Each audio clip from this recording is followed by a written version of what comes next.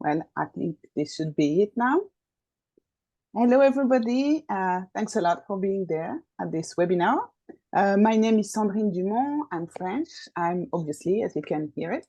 I'm 50 years old and I've been childless for, let's say, I know I'm a definitive childless for the past 13 years. And I have created a French association for all the childless people. And the name is Happy Moi. And I wanted to initiate this webinar today because for all of us, it's really a long and difficult journey to accept that we are childless and to try to find happiness again. It can really be super long and painful, and it takes a lot of resources from us. And most of us, I'm sure, feel really down by what's occurring in society and our close ones, whether at work or family, especially during the very familial-oriented milestone of the year, those being Mother and Father's Day, Christmas, and the school holidays.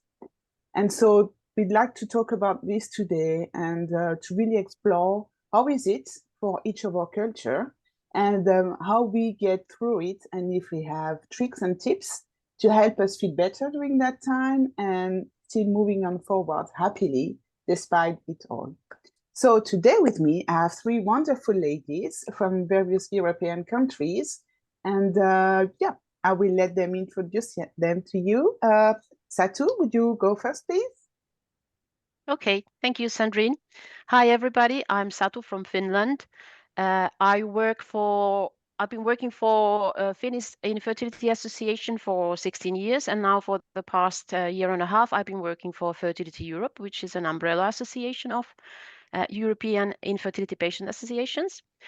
My background is that this year I'm celebrating 25 years of marriage with my husband, and of those years I've been 25 years childless with my husband. So we went through all the treatments that were available, and since nothing worked, I decided to give my life to other infertility patients to help them with the struggles that I've been through.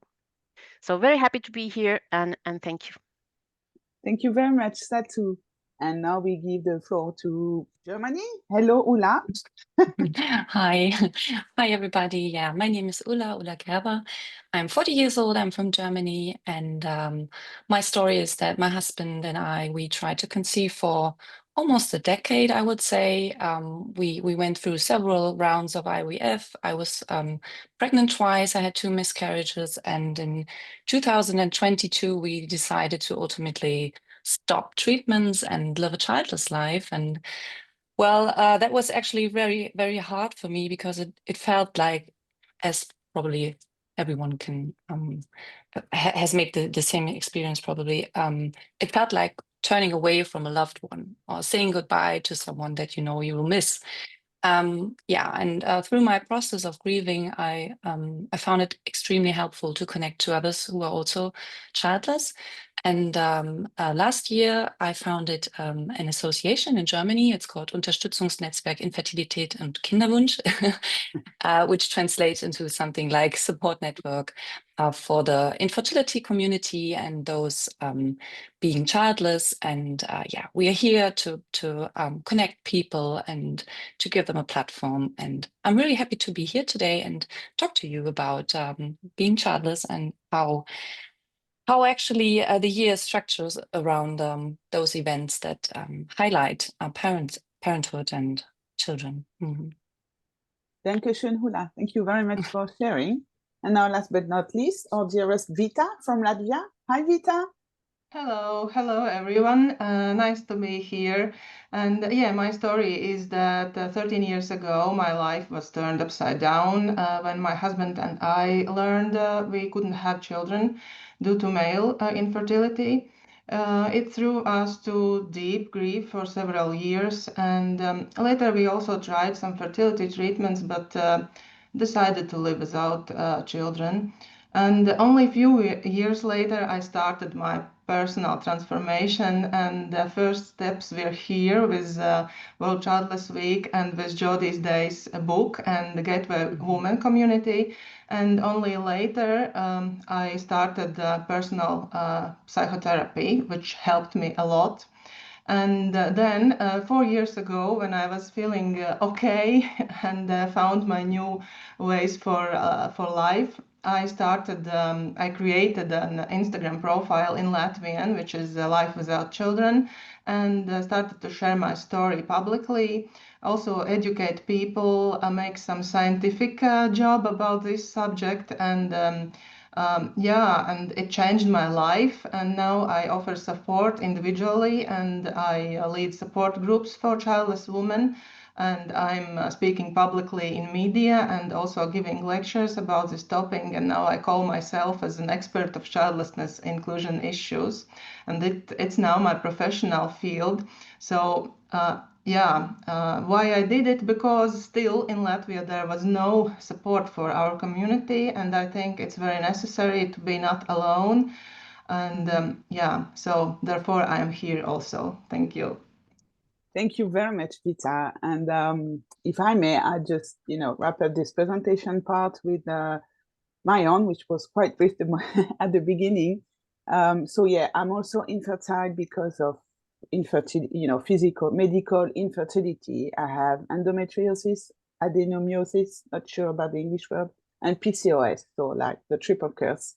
And fertility treatment never worked with me. So yeah, it took a while and psychotherapy to help me feel better. And I've been living my happiest life with my husband, sorry. We are not, unmarried. I'm not very in the quite norms of society, especially in France. And yes, we've been very happy. And it was a bit of a way to get better. And then after a while, I decided to commit into the association action, because in France, the subject of childlessness just doesn't exist. And it's never spoken of, neither in the media or by influencers or by even the doctors, the medical sector. And this is making me quite angry. And this is why I decided to commit first in another infertile patient association, and then by creating my own association. So, this is not a taboo topic anymore. So we create a French-speaking community in Europe about the childlessness, and also to educate, as Vita said, the general audience about this, because definitely this is something people should be aware of, to avoid, doing awkward comments to each and every one of us. So yeah, that's it. We are quite recent, but association just over a year now, but we've had nice media coverage and interest from professionals. So hopefully we can make childlessness not a taboo. So yes, that was it for me, and thank you very much. And now please everyone, let's start with the most dreaded of all parenthood events in the year, and I name Mother and Father's Day. And I would like each and every one of you, I know it's early in the morning, but I'll ask each and every one of you to do something. So please go in the chat and vote. So we'll ask you to tell us, how big is Mother and or Father's Day in your country or in your family? How big is it celebrated? How big an event is it? So you can vote from 1 to 5. 1, it's small, and 5, it's a big thing. So please go in the chat and vote. And near your number, the number where you'll vote, please add a smiley of how do you live this? Like an unhappy smiley, a super happy smiley because, I don't know, you buy yourself many presents to celebrate the non-mother that you are. Anything you want, please vote. You can add any smiley, there's no restriction. And we'd be super happy to find, to read your comments. And so, yeah, while you're voting, I will ask our dear Vita. So Vita, what's Mother and Father's Day like in Latvia? How is the culture in your country around that? Thank you. I think it's very loaded question with a lot of aspects, and I see here in chat that the numbers are even higher than 5. I think it's quite a little, when I was thinking about today's webinar, I think it was a little bit difficult for me because, of course, this my feelings towards this event have changed in last years, and maybe now I feel different like I felt 5 years or 10 or 15 years ago. But I know how it feels when it's very hard. And I think the Mother's Day is one of biggest celebrations for mothers, of course. And in this day, which is in Latvia, is second Sunday of May. Yeah, we can feel it because a few weeks before, all advertisements, special offers, emails, text messages are coming up with a lot of things for mothers, thinking that all women are mothers, and forgetting that not all women are mothers, and also not all women have mothers. So, and without possibility to unsubscribe from these emails, for example, from these offers. So it's, yeah, I think it's one of very big thing which is triggering for women like us. And of course, there are also on Mother's Days, there are a lot of events, special offers in public, in cafes, in, I don't know, family gathering places. Everything is about that. If we speak about families, I think it depends from families. Of course, I remember when I was a kid, I prepared something for my mother, maybe breakfast, maybe flowers, maybe some gifts. Later on, I don't know. For me, in my family, it was not a very big event, just like maybe a possibility to be together in that day with my mom. But for the last 9 years, my mom has passed away. Also, my grandmothers already are passed away. So this day also for me is a little bit triggering from this side of aspect, not maybe so much as that I am not a mother, but in this complex, because I now I recognize that I'm the last woman in my family tree.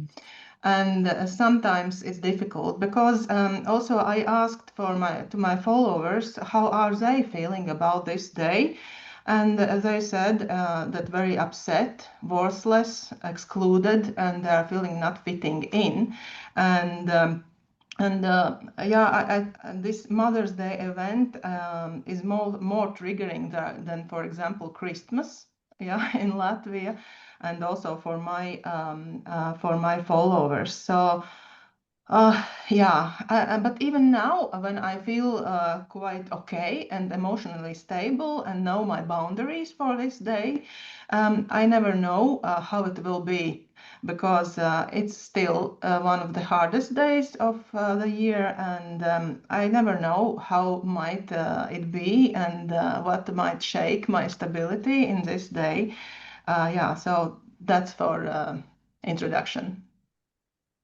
Hula, can you share what it's like for you or for Germany? Is it a big thing? Because I guess motherhood in Germany is very, I mean, what we hear in France from Germany is like either you're a mother or not a mother, you know, and yeah, if you're a mother, you have to be fully a mother. So what makes you if you're not a mother at all? Do you have the right to even exist, or what is it like? Yeah, I mean, you could probably see me heavily nodding while Vita was speaking, because in Germany too, like Mother's Day is built up weeks before, and it's hugely commercialized.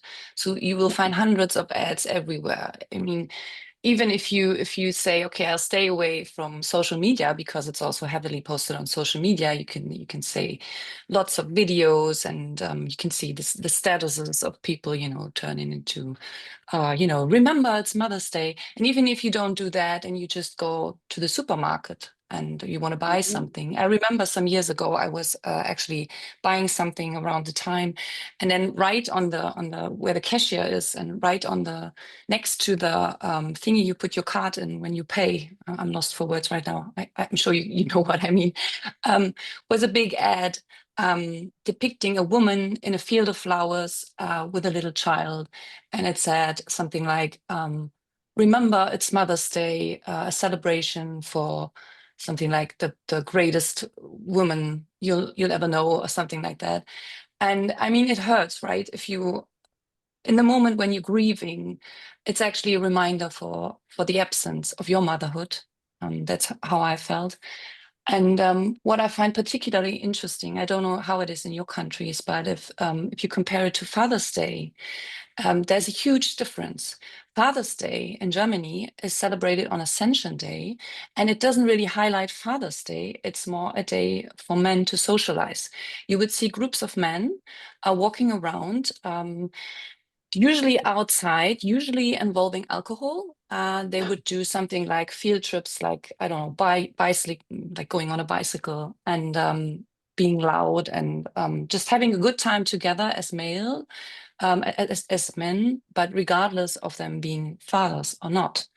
While in in Germany, motherhood is like, I mean, I feel like the underlying concept here is that motherhood is highlighted so much more. It's giving so much more emphasis on than fatherhood.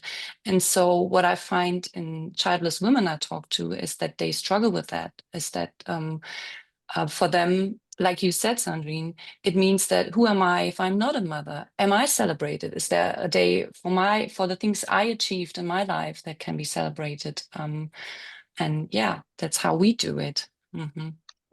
Indeed, that would be in France. That would be the same.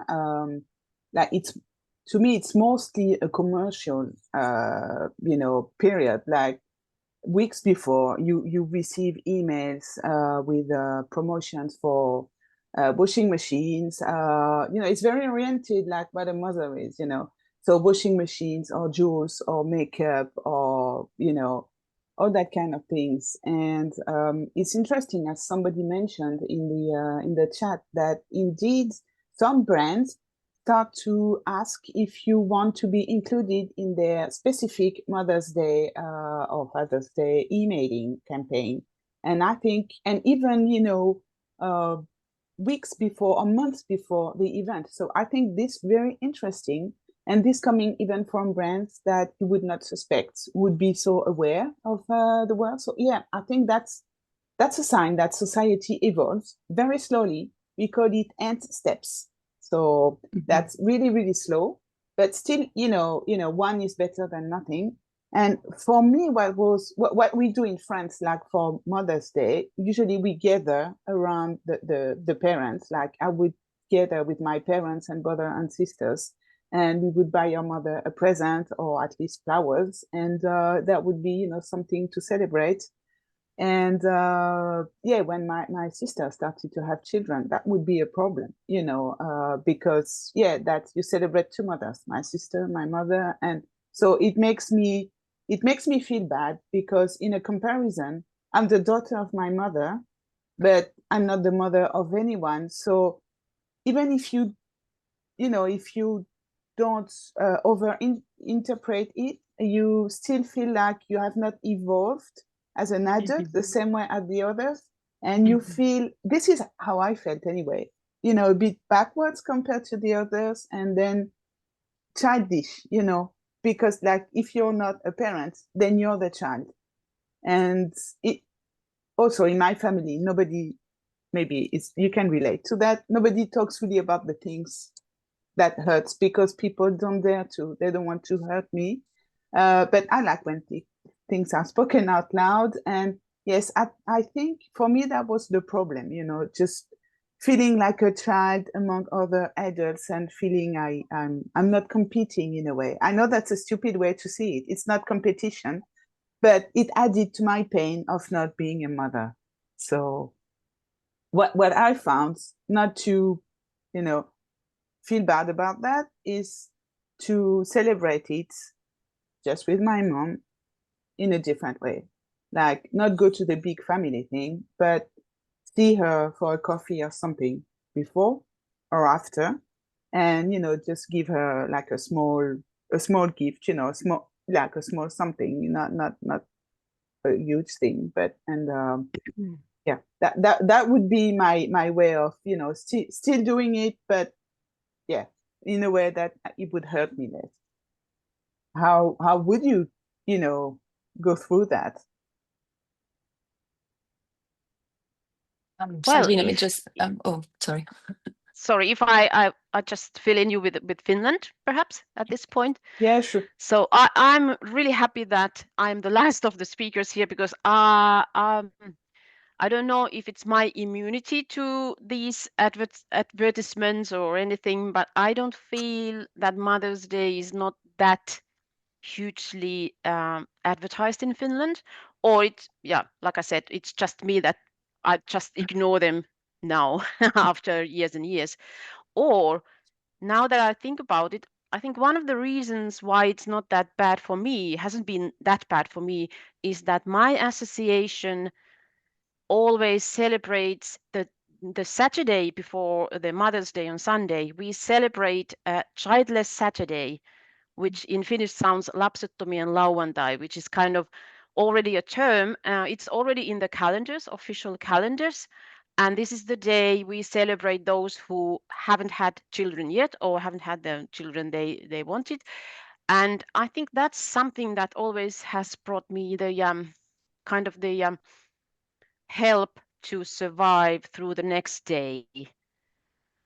To find my peers, we have webinars and meetings and everything like that on that Saturday. Although we have had some feedback sometimes that why are you destroying Mother's Day with reminding about childlessness the day before, which I think is quite rude to say, because the mothers do have their day, and our association always celebrates the Mother's Day anyway.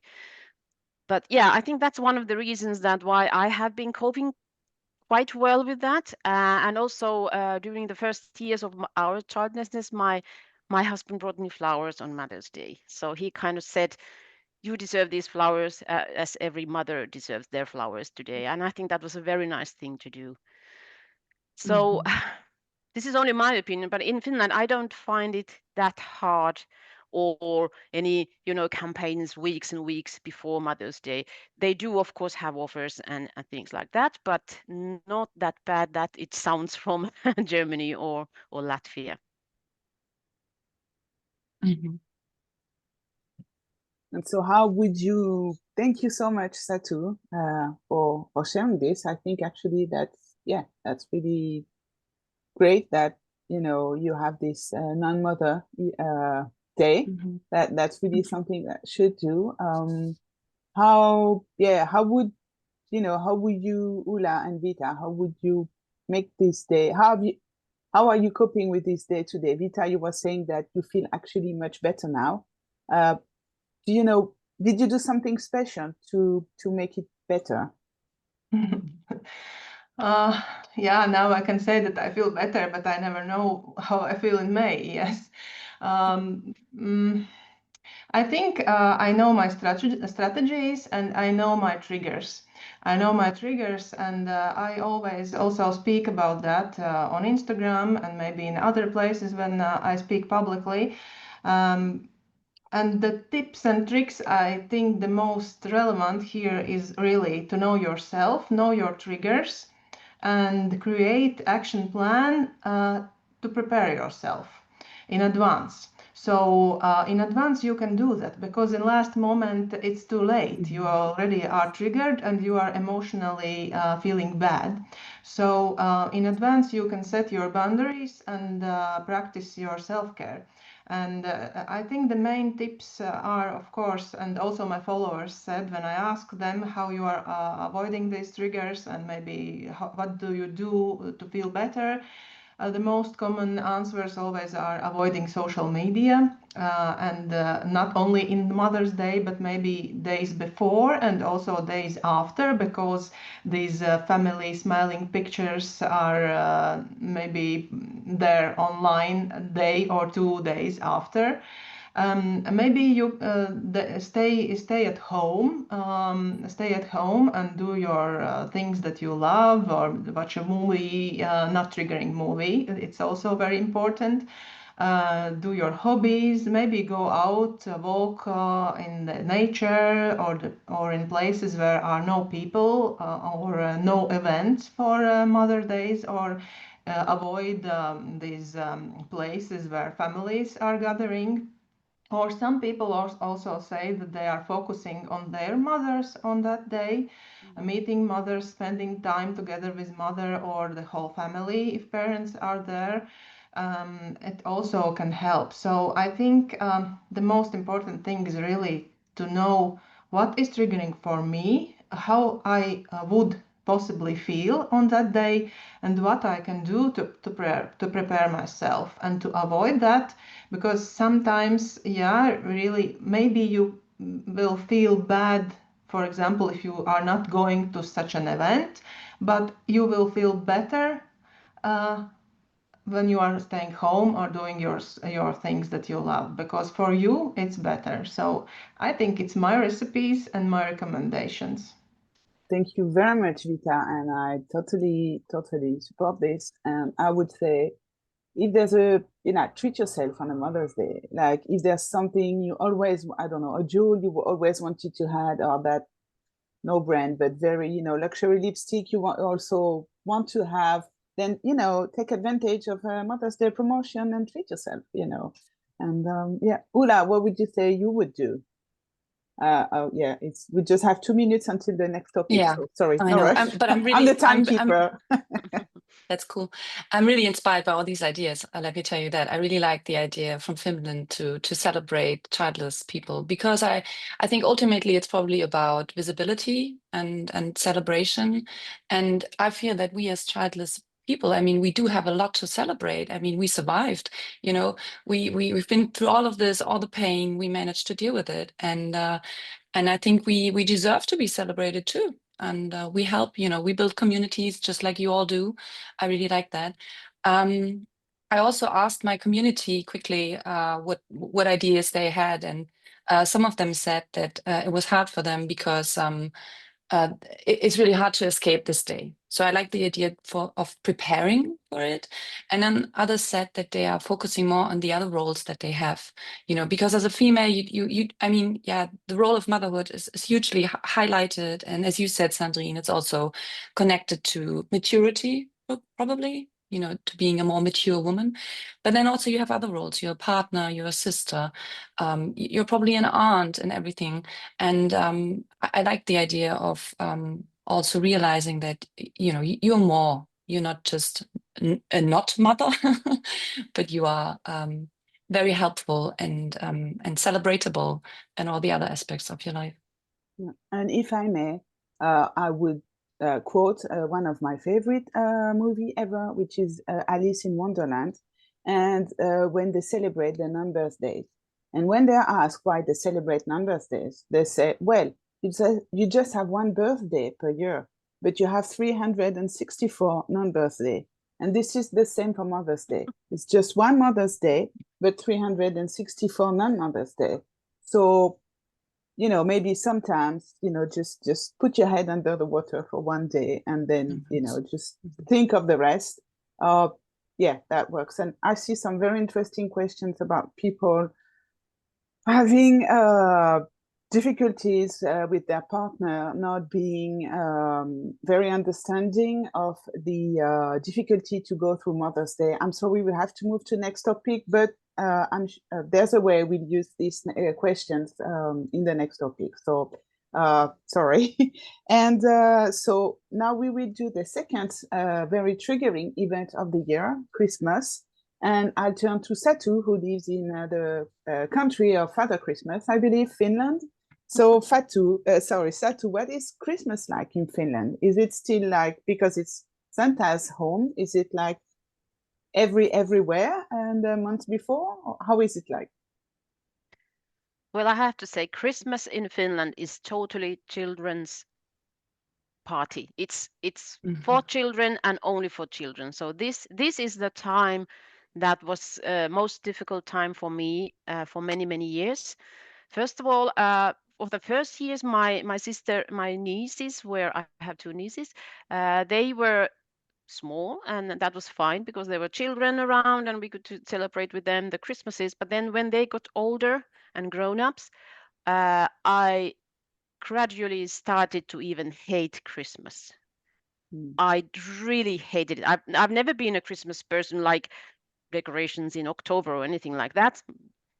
That I know some people are, but I definitely started to hate Christmas. It was very, very hard time for me. And with my husband, we tried to go abroad. We went to our cottage. It helped a bit, but still, all these, 2 months before Christmas, everybody starts to make these decorations and presents and blah blah blah. And then that was really hard. And I was very sorry about that because basically Christmas is a nice time. And I felt really sorry that I kind of lost it. There was no Christmas for me. But then, when years went by and then my godson got children, then I think gradually again the joy became back. And we now have two lovely little children who celebrate Christmases with us. And I think I have found the Christmas again, definitely. But in Finland, Christmas is the 24th of December.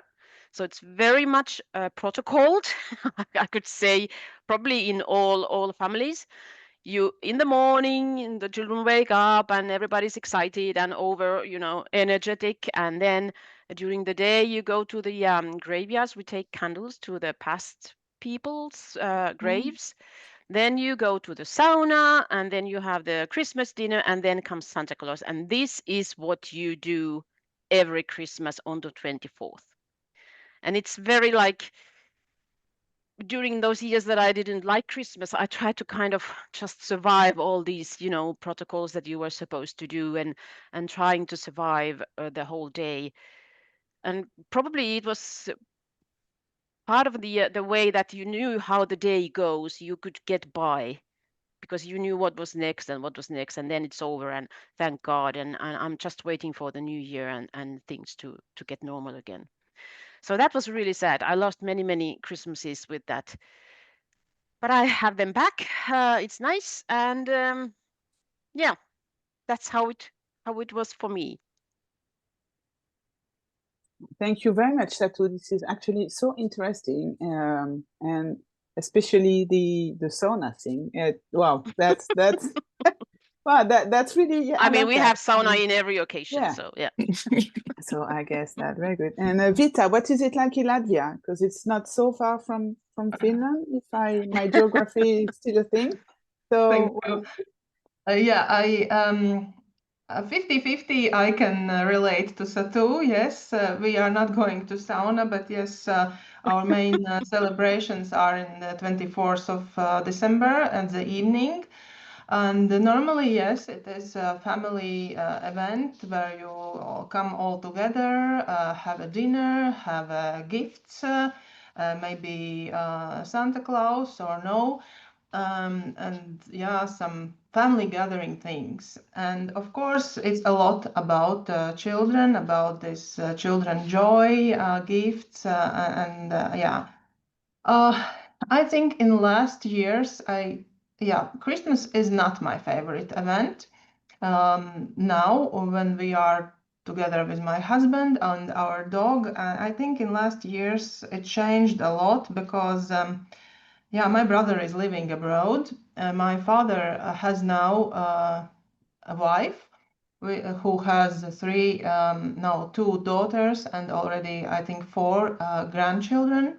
They are spending a lot of time together, and these grandchildren love my father, and it's a little bit painful sometimes. Also, my husband's sister has two children. We have very good connection with them, and I think in last 2 years I really feel that I can communicate with them, and I even love to be there. But I think 4 or 5 years ago, I even didn't go to Christmas together with my husband's family because it was too heavy, too much for me.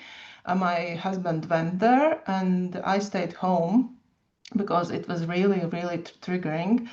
But in last years, I don't know, I think we are alone at Christmas. Sometimes it's painful, but 1 year we celebrated together with our friends. And I think my therapist, my psychotherapy professional said to me once, why are we so much thinking about these relatives like for blood? Yes, we are creating families which we are feeling good in, and friends with whom we want to spend time. So I'm thinking more about that Christmas could be about the family that I create around myself, about my friends, about similar people, and it doesn't matter if they have or don't have children, but we have this connection. So yeah, I'm going towards that. Maybe this or next years I will think more about this, and because I want this Christmas feeling more, and to be not so isolated. But yeah, Christmas is a very big event. Thank you very much, Vita. And Ula, what is it? I mean, what is it like in Germany? Can you relate to what's been said? I can see in some of the comments in the chat that in Germany it goes on for weeks, because you also have St. Nicholas Day, early December, and that's really very children oriented. Also, as in Finland and Latvia. Yeah, it definitely is. And it doesn't just start on the 24th. It actually starts with maybe the first Advent, and then the beginning of December, where excitement is building up, or where people are brought to build their excitement up. For example, we have this tradition of an Advent calendar. It's a cardboard with 24 doors, and you can open up one each day, and it's actually meant probably more for children. It's gotten a bit more commercialized during the last years, and now you can have it in all shapes and forms. I buy myself Yes. one every year, chocolate one. See, yeah, exactly. So the traditional one will be a chocolate one. You have a little chocolate figure. And there's I was thinking about when I thought about this this discussion. There's this one phrase that came to my mind several times. It's called leuchtende Kinderaugen, which translates into something like children's eyes shining with excitement. And it's used again and again and again in connection to Christmas, even in statements such as the best thing about Christmas is children's eyes shining with excitement, or that's all I'm looking forward to. So it really makes you feel like, just as you said, Christmas is for children only. And I remember when being a child, I mean, that was fun, of course, because I thought, well, it's great. It's my celebration, and I get presents, and I get to be with my family. But then later on, when we were trying to conceive, it was really hard for me, because I always felt like I didn't have an alternative. I didn't know what to do on Christmas, actually, if it was not around children and not around my family. And I always had this picture in my mind, my children running around the Christmas tree.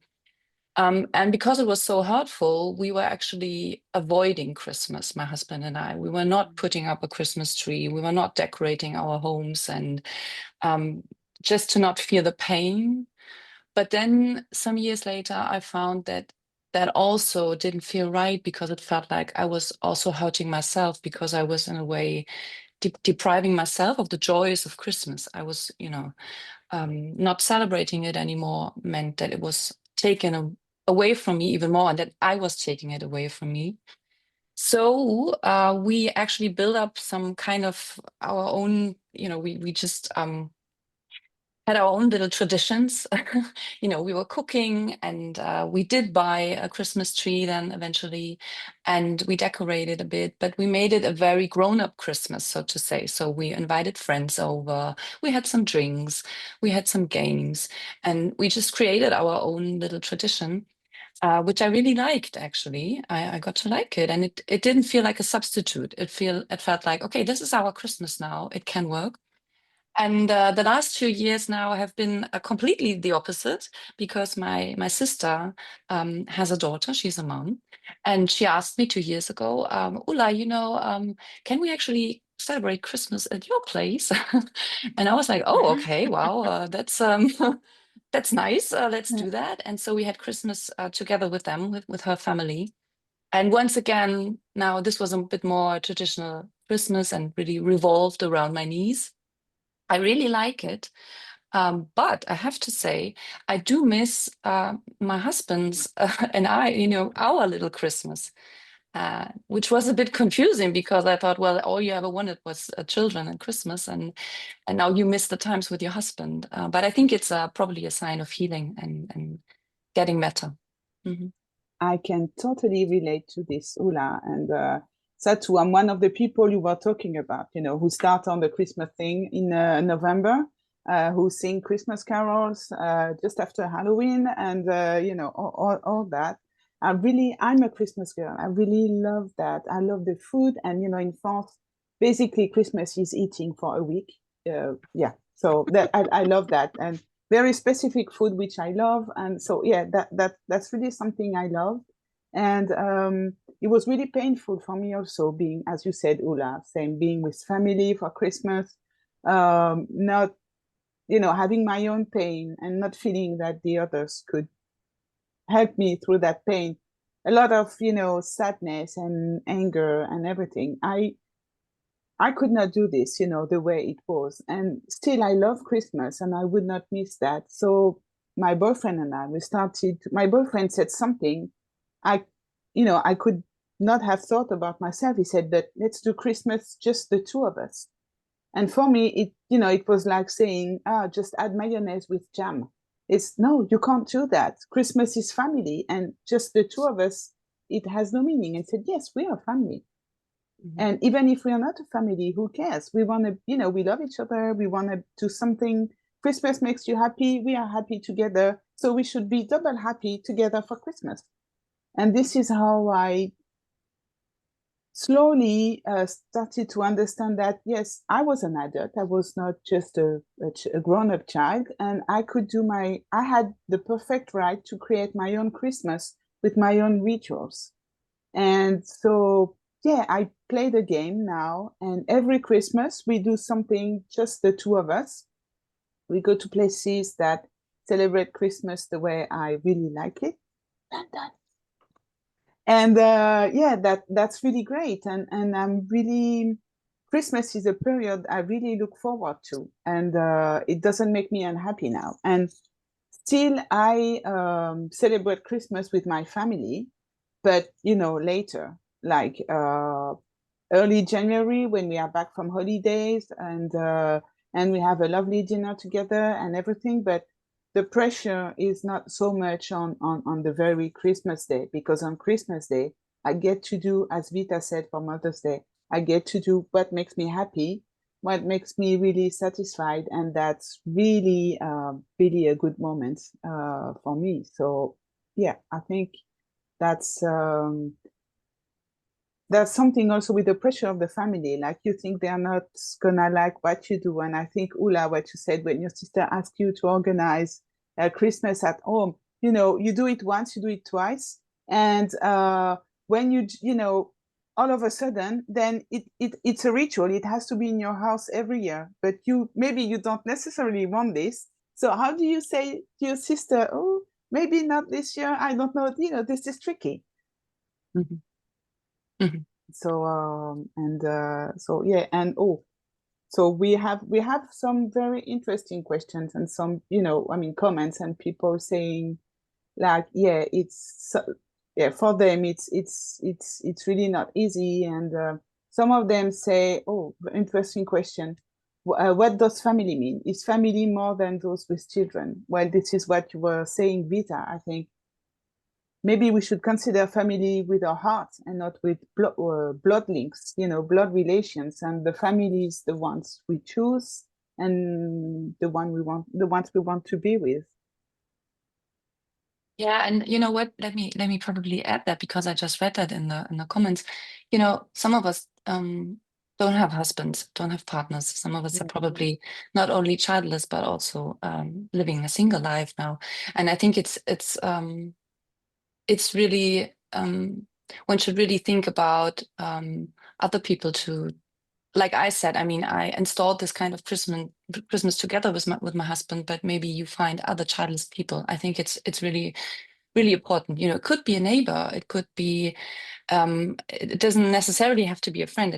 You just have to form your family. You just have to find people that you can celebrate with, and they are out there, definitely, you know. And maybe I can add, I agree totally with Ulla about this, and also about traditions that we are making for ourselves. We do it also. It's not only that sad that maybe it sounded from me. I have my traditions, and together with my husband also. But I every year now I organize some Christmas card exchange with my followers on Instagram. So a lot of people are. We are like writing postcards each to other.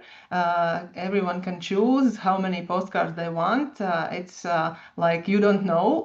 I am like making this table who will send how many cards to whom, and it's also a very good thing to give much joy each to other, and maybe even for different kind of people. And yeah, it's also a very good tradition. I can recommend.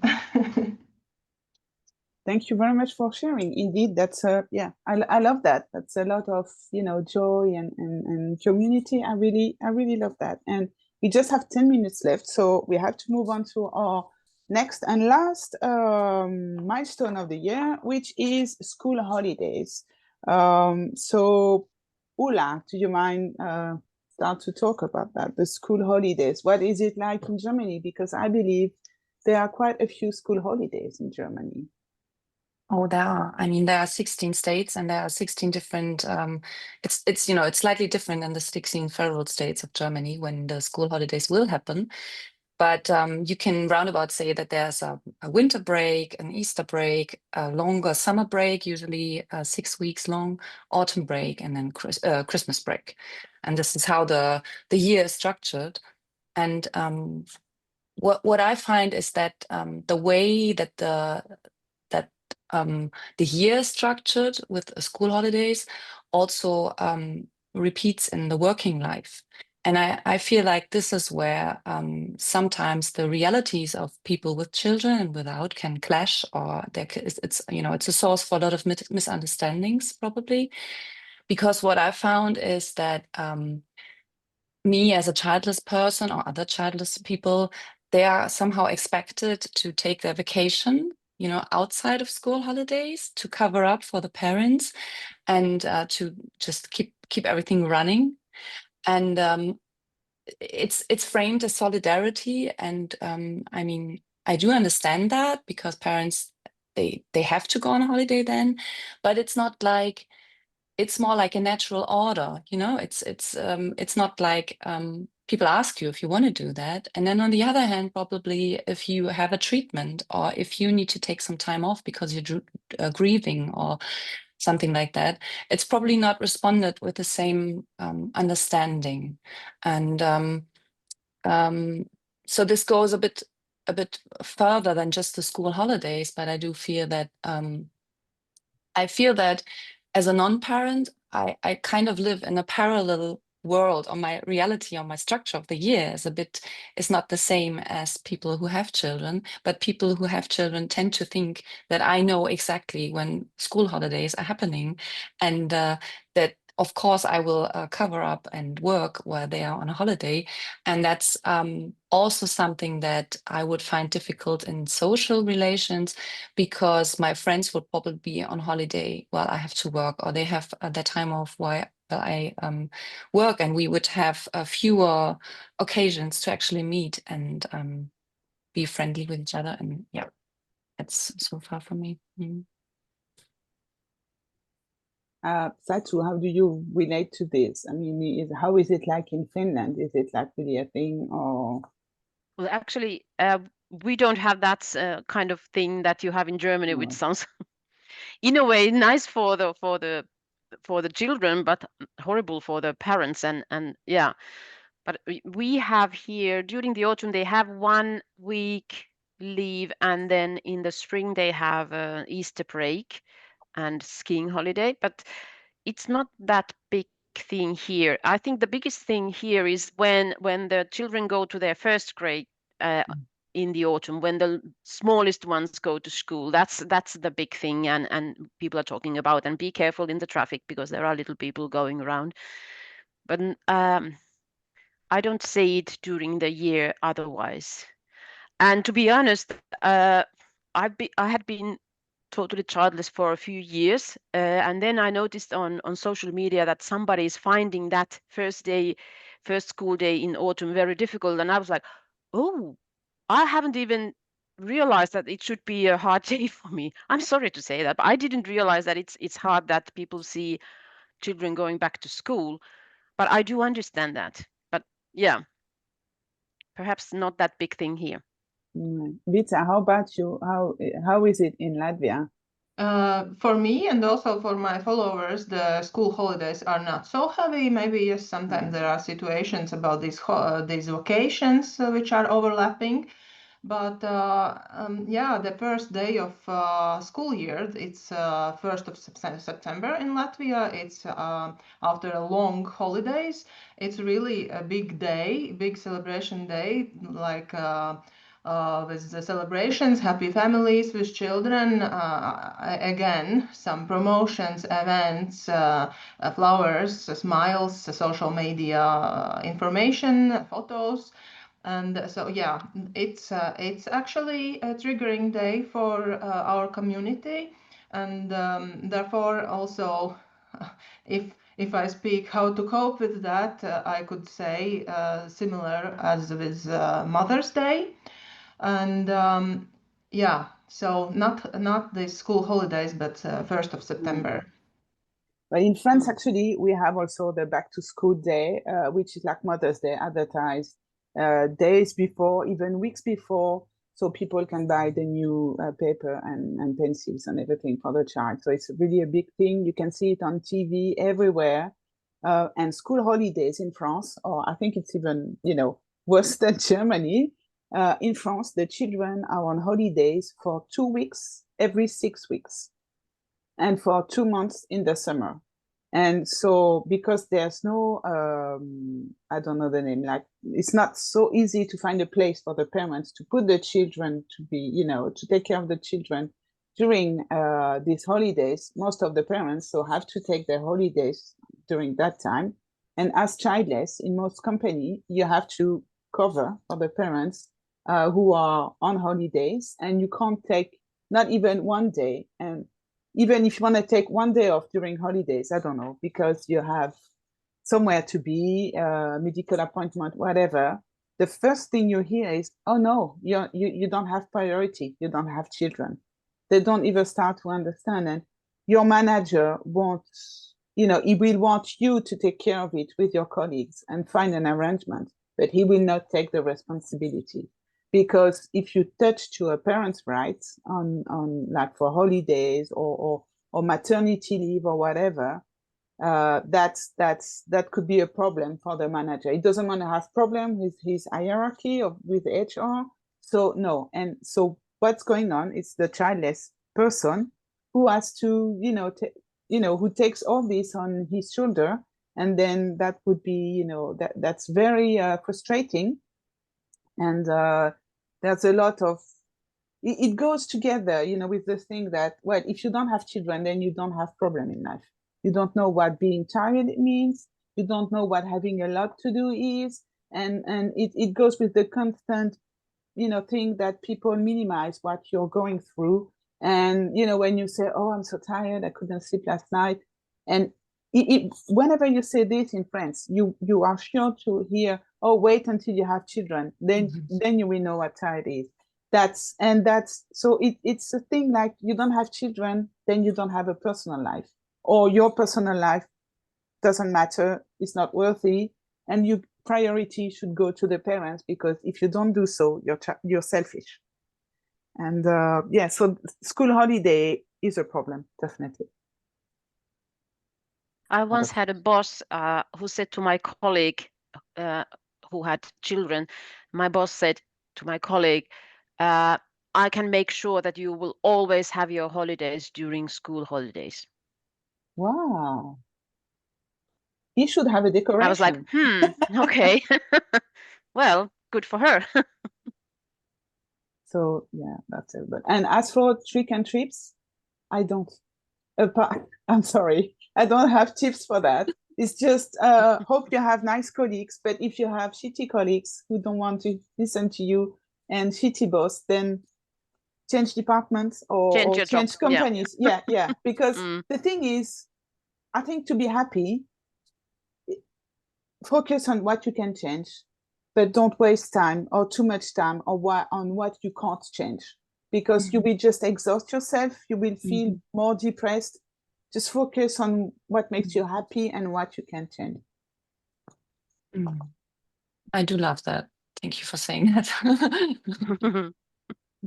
Yeah, and yeah, anyone wants to add anything? Because we have, well, Stephanie said we could, get a bit over it, but I think there's another webinar at 11, so I wouldn't want, people to be late. Maybe I can say something for the summary Rita. and the closing of this webinar from me. I just want to encourage you that you are all allowed to choose yourself, and remember that you are allowed to say no to things, events, situations, and people, as well as you are allowed to say yes to things that are helping for yourself. And also take it step by step, and you will see the change is real. And then the light, there is a light, even if now you feel that there is no light. There is, and you are not alone. I totally agree with that. Thanks, Vita. Thank you so much. Yeah, thank you very much. Well, Stephanie says time is fine. So yeah, I think if we can, I'll just check if I know we have a few questions. I'm not sure.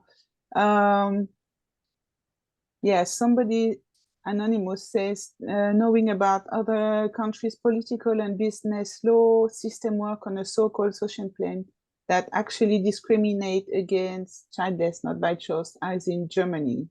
It makes it double difficult to open up out of fear being more discriminated.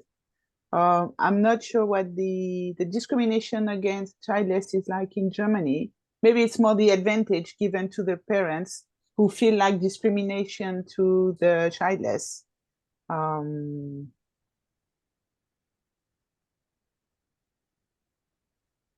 Anything you see what that's about, Ula, or? I'm feeling like it's making up a new chapter now. I'm not sure if we if we can go there time-wise, but it's definitely something we should talk about probably definitely in another panel. Okay, and also someone mentioned something about the discrimination against the single, and that's true. I'm not sure if discrimination, but that's true. It's when you're, being single and childless is the double curse, and you even have more. I don't know. You're looked at even less positive by society, and I definitely think this should be a webinar by itself about this double curse, being childless and